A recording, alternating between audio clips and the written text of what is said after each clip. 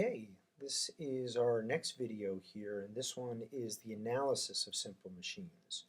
We have already talked about the simple machines, and now we're going to analyze what the advantage is in using these machines. So there's a couple of concepts to be talking about here.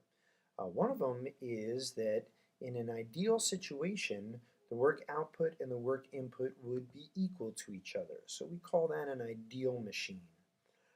It doesn't ever work out that way though, because there is always more work input than you get out of it. You're always going to lose a little something of that work. You're always going to have to put in a little bit more energy, and we call that a real machine. Useful to talk about because if we know what the ideal is, we know how far off we are from it, and we can try to get as close as we can to the ideal, and that'll conserve our energy if it's a simple machine. And if it's a more complex machine, it'll conserve the energy that we're using, maybe electricity or maybe fossil fuels or something along those lines. And that can be a money saver as well as an energy saver. Okay, so if you are using a real machine, I've just told you that you are going to do more work, and the reason is because you have to use more force than if it was an ideal situation. Now, why is that? Any idea why you have to use more force than the ideal situation? Well, what it comes down to is friction. Friction is going to always require a little extra force to overcome the friction. So maybe it's the friction in the pulley. Maybe it's the friction of the ramp. You can definitely picture that. If you're sliding something up a ramp, you've got friction to deal with. So friction is real, and friction has to be overcome for a real machine.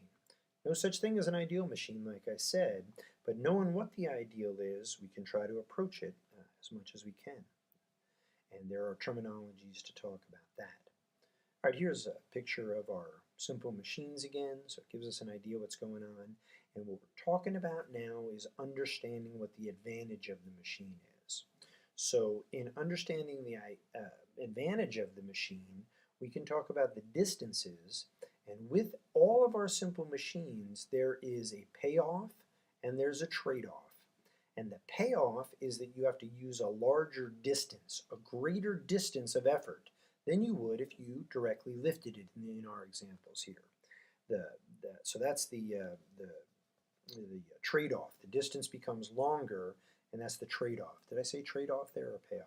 The trade-off is that you have to use a greater distance, but the payoff is your force is less. If you have ever used a ramp to raise something, you know that it's easier to push something up a ramp than it is to lift it directly, right? So the payoff is you use less force. The trade-off is the greater distance. If you think of an inclined plane as a triangle, the inclined plane itself is the hypotenuse, right? So it's always going to be the longest distance. If you lifted it directly, it's less distance. So one more time to say it, the payoff is you get to use less force. The trade-off is you'll do that for a greater distance. Hopefully that makes some sense. Okay, so there's a pulley. The idea of talking about what an advantage you got from doing the machine is called the mechanical advantage. Now, distance isn't going to be dealing with friction at all. Those distances are kind of fixed. So we call that the ideal mechanical advantage. Remember, the distance of effort is always going to be greater than the distance of resistance.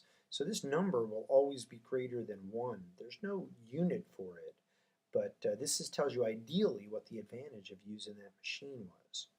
The real mechanical advantage will deal with forces, since forces do deal with friction. So this number will always be smaller than the ideal mechanical advantage, but still will be greater than 1 and still has no unit to it. So remember, the force of resistance is the weight.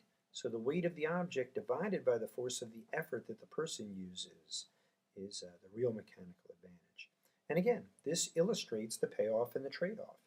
The number for mechanical advantage or ideal mechanical advantage is always greater than 1, which means the numerator is always the larger number.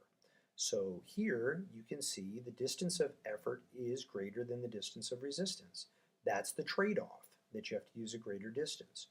Over here, you can see that the weight of the object is greater than the force of effort also, so that's the payoff. The payoff is you get to use less of a force in getting that work done. Okay, another thing that you can do to talk about the machine is the efficiency. And what the efficiency is the work output over the work input multiplied by 100. Really, I should call it percent efficiency. Once you multiply it by 100, that's the percent efficiency.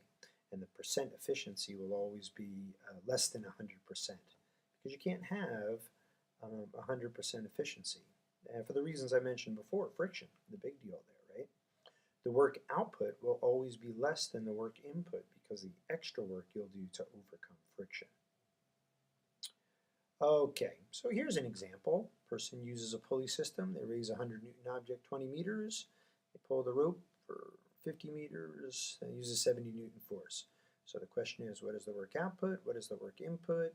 What is the ideal mechanical advantage? What is the percent efficiency? So this is just a sample problem for you, and we can work that one out in class. Here are the answers that I came up with, and see if that makes any sense to you. Like I said, we can talk about that back in class, 57.14% efficiency. All right, a couple other things to talk about here is a compound machine. That's two or more simple machines put together. So here you have a lever and a wheel and axle with your wheelbarrow.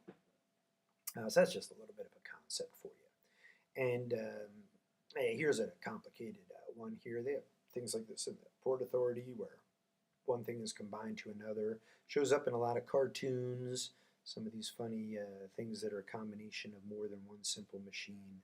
And I don't know if you ever played this game here, the Mousetrap game as a kid, but that's a perfect example of a bunch of simple machines being put together. Well, I hope this was useful to you and it was something that was easy to understand. And if not, we'll talk about it back in class. I want to thank you for watching and see you back in class.